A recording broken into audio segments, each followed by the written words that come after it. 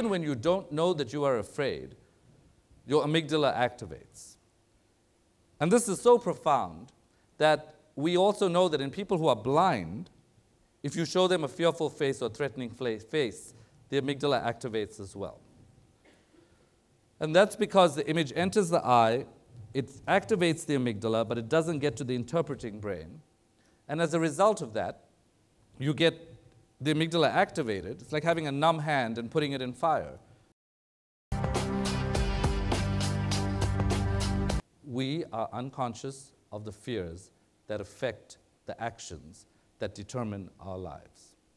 And when we are not conscious of that, the problem with this is that these activated amygdalae connect directly with the frontal lobe.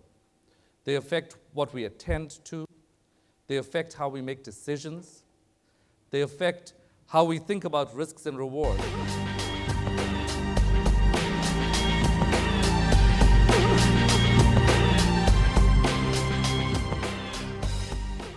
If the thinking brain is connected to the feeling brain, and if we're making all these strange decisions because we have unconscious fears, then why not hypothesize whenever we're not reaching our goals, whenever we're making decisions that are not going right, whenever we're not able to assess risks properly, if we're not being creative, why not hypothesize that unconscious fear may exist and try to change what's going on in the brain so you can reduce that?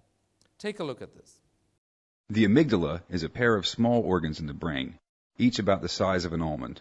The amygdala acts like a thermostat, regulating, among other things, our normal baseline anxiety level.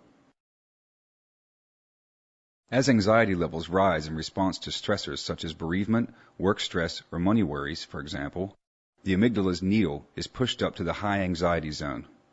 Under normal circumstances, this needle returns to normal after the event. But when the stress or anxiety you experience is relentless, the needle gets stuck at the high anxiety position. It becomes instinctual. The subconscious mind, which controls all the automatic bodily systems, thinks that this new anxiety level is appropriate and normal, but you know consciously that it is not. It is as if the hard drive of your mind has been reprogrammed with new anxious software. With this new anxiety level come sensations and symptoms of anxiety disorder and maybe panic attacks, phobias, and disturbing thoughts. So in order to reverse these changes, you have to reset the needle of your amygdala back to the normal position. And that's what we're talking about. How do we reset the needle of the amygdala? And the way you can do this is by targeting the amygdala itself, or you can target the frontal cortex that connects to it. And in some ways, it's easier to target the thinking brain because how do you get to the unconscious in 2 seconds? But without being in a psychoanalysis, and so we're not suggesting that you be in a psychoanalysis. What we're suggesting is that you consider these experimental data, which are pretty convincing for showing us that if you think and think and think about a problem over and over again, if you do what we call cognitive reflection, you reflect, you think, it increases amygdala activation. Whereas, if you have those same thoughts in your head, but you simply watch them, you don't become your thoughts. Your thoughts don't own you. You simply watch them, you have a decrease in amygdala activation.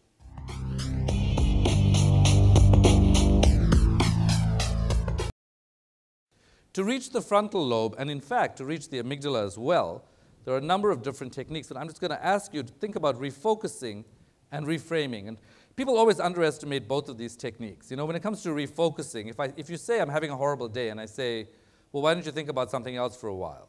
A lot of people are reticent to think about something else because they feel like, it's not going to go away. Well, it may not go away, but maybe you want to give yourself a bit of a break. And it's the same thing with reframing. Look at this example. If you say, I was in a major fire, and you're reframing that, the response is often, oh God. Your brain's response, oh God, if you say to someone, I was in a major fire. If you say, I was in a major fire, and your brain has that picture, you go, ow. You don't say ow when you see the fire because you're not framing it in that way. And if you say, I was in a major fire, and you watch someone surviving it, you say, wow.